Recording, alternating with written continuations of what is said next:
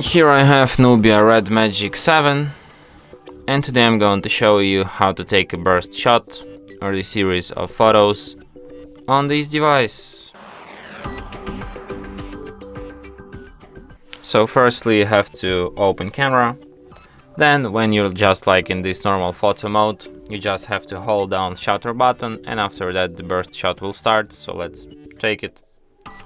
So I just like spin my camera, and here you can go to the multi-shot section and like check all these photos that you took and select the one that fits you best,